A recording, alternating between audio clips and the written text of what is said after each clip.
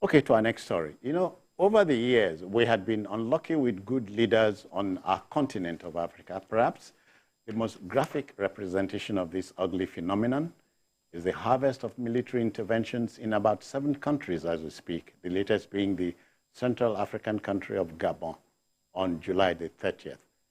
Whereas President Bola Tinubu warned that if African leaders do not wield the big stick now to curtail the wave of coups spreading across the continent, everyone will ultimately suffer the consequences. Now, Presidents Paul Biya of Cameroon and Paul Kagame have reshuffled the military hierarchies in their domains. The antidote to coups is good governance. Am I right? Yes, Jules, you are very right. Okay? I spoke with 2 diplomats a day before yesterday, Jokeshi, Ambassador Jokeshi, Alaba, Ogusanwo, I spoke. Then I asked my intern to speak with Uyibode, Professor Uyibode. All of them, yes, they agreed on one notion, and the notion is this. African leaders must play by the rule, democratic rule. Without democratic rule, there are certain opportunities waiting at the corridor for most of them. They were there and they are there to take over power. I'm sorry to say it. I agree with President Tinubu that, no, I agree with President Tinubu that African leader must wield the big stick. Yeah. But the issue is this. Are we getting what we ought to get? People like Biya. What is Biya looking for? At the age of 90 years. He's been there for 42 years. 42 years. What is Kagame? Oh, yeah, benevolent leader. We agree. He has turned around Rwanda.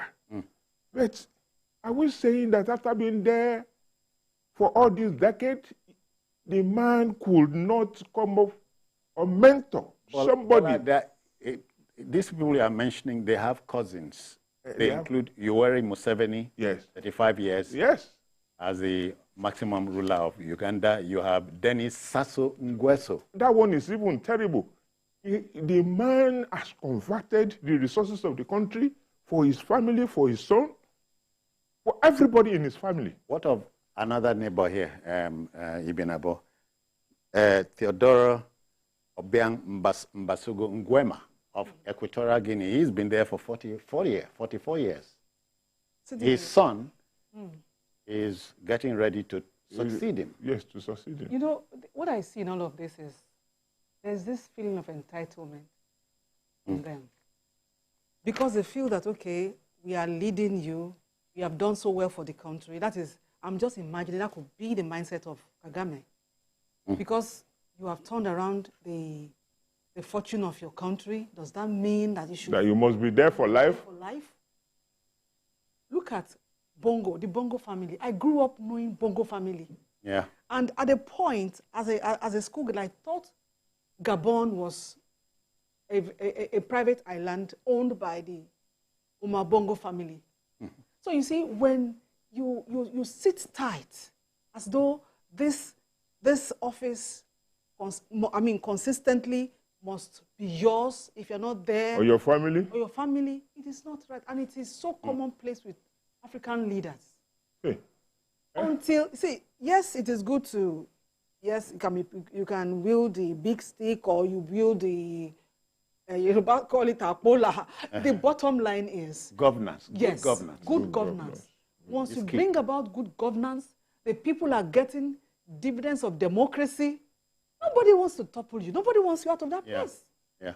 And the issue... Bola, did you see the picture of the ousted Gabon? Yes, being carried to see Macron. Can walk. Yes, being carried to see Macron. At the end of the day, Macron held him.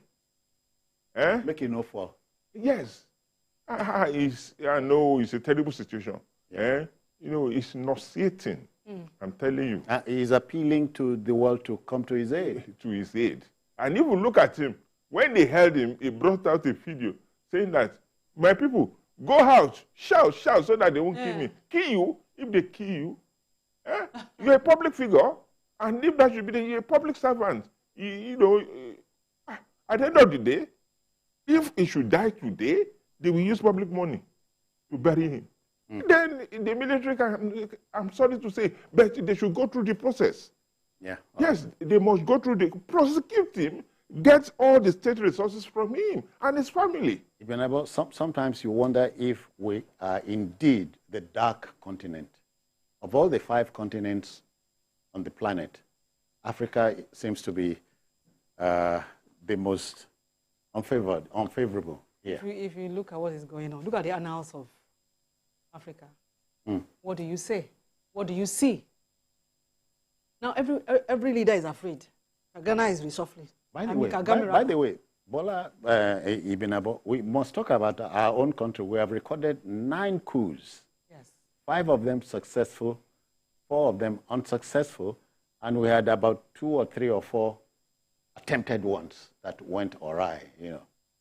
The bottom line, citizen, is bring about good governance.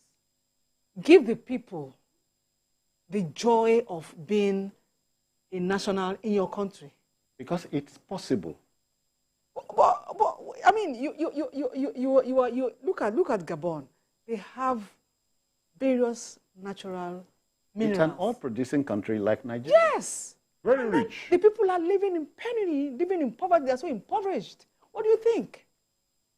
So it's not about, yes, we cannot throw away all the pro-democracy, you know, agitations and everything. We cannot go back to what someone termed as militocracy. Yeah. But the truth of the matter is our leaders should be true to themselves. Face the facts. Are you leading your nation well? Or, as they say commonly, African leaders should have a mirror in the house. Yes. Look at the man in the mirror. And tell yourself. Yeah. Do I like this man in the mirror? Bola, let's quickly go there. Let's quickly go there. Oh, come on. Let's quickly go there. 7 countries on the African continent are former French colonies ruled by France, by the military. Okay. Does it say the French hold on Francophone countries? It's slipping. Okay. It's slipping away, yes. Okay. See, it's slipping away. You see, in the case of France, look at France. The policy of assimilation of France has really boomerang to the extent that an ordinary man on the streets of Africa colonized by France have realized the penury that French government and even France has descended Africa into. Okay, look at it. Look, all the money, the reserves of all the states are being managed by France. I hear they are domiciled in France. In France, you cannot, they don't even know. Ask Republic of Benin. Ask Republic of Benin, how much do you have as a reserve? And aside that, you see, to borrow money out of the so-called reserves, you must pay interest. Your money. Yes, your money. Now, let me tell you, since France left all these countries, the countries are still paying colonial loans to France. Then what are we saying? Bola, Anthony is joining us from Abuja. Tony, I greet you. Welcome. Thank you. Yeah. Let's Can go. I speak on? Go on. Can I speak on the matter going on about... You go on, sir. Yeah? Go on. We are listening. Sir, I'm seeing you live and clear. So, sir, you see what happened in Gabon. I think, it's a very good development because... No. What essentially are you talking about? They are not taking good care of the people. They are not good. You see, they embezzle our money. All right. Okay, as I was saying. Yeah. Okay? Well, let me thank him. Yeah, thanks for coming and speaking with us. Okay? You see, the people don't even know what is happening about their money.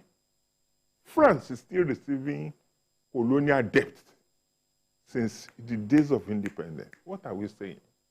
And aside that, France is managing buying all their resources. These people cannot produce. They cannot produce. You can't produce. You sell your mineral resources to France, and then France will sell bring the finished product. Yeah. Yes, and you buy. You can't. There's no value chain. And aside that, let me tell you. However, a French firm there that was operating in Niger, buying their mineral resources to power energy.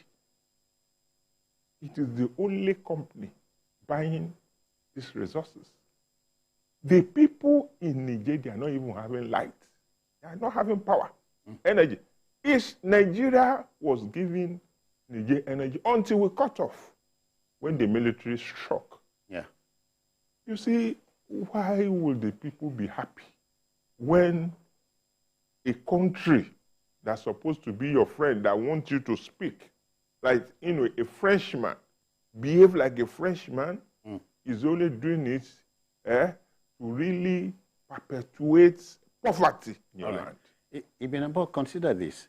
Niger, Gabon, Burkina Faso, Guinea, Mali, Sudan, and one other one, are all former French territory. Guinea-Bissau. Sierra Leone. No, Sierra Leone. There are seven. Is that not a wake-up call? It is, obviously. But it's unfortunate that it took the military coup d'etat for people to realize that they have always been under the colonial master. They were just given independence. From face value. On its face value? Yes, they were not actually independent. Because how do you say you are independent when somebody else is running the affairs of your state? Yeah. You are not. So it's a shame that it takes coup d'etat for people to begin to realize see the countries are on the screen for us. The Sudan, Guinea, Republic of Chad, Mali, Republic of Niger, and of course Burkina Faso, plus Gabon. There are 7 now. Yeah. It's a shame. So, I mean, we are in a new era. Okay, a new phase. Yes. Times are changing. People are beginning to realize that, look, we can no longer be your servants. Enough is already too much.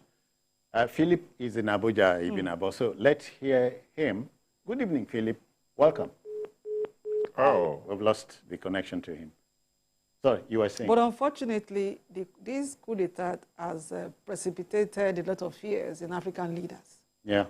You don't have to. Yeah, so now we have Paul Kagame and Paul Biya doing something chiefs about the military hierarchies and so on.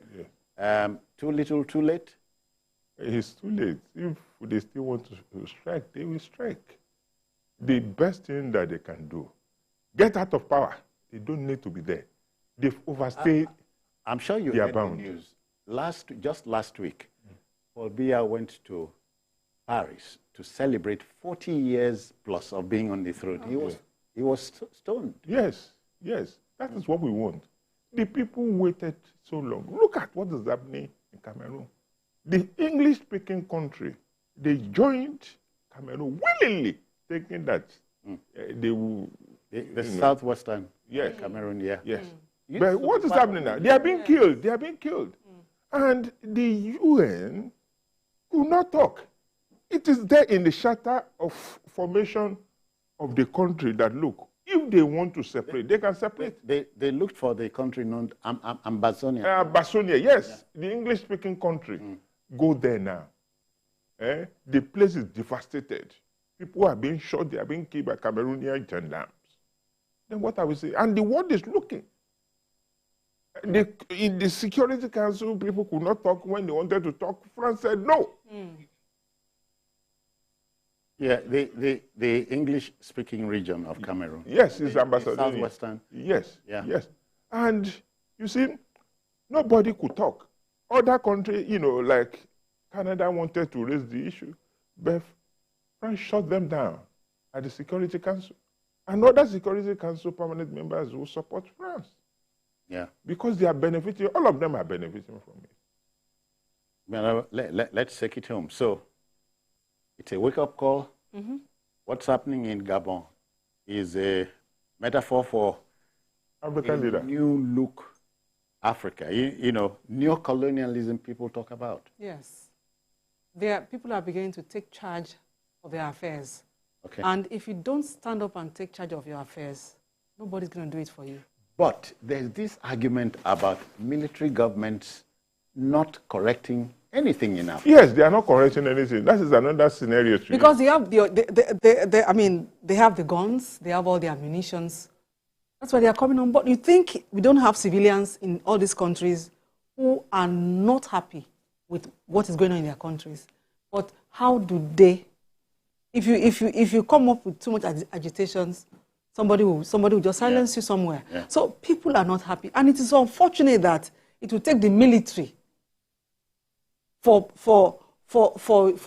a country to begin to. Of course, they know, but they don't have the wherewithal. They don't have the power. You don't have the choice. They don't have any choice. Yeah. So it's a shame that a government was toppled, and then the people come out and begin They to started celebrating. Right. It's a shame. So let's end on that note. unfortunate.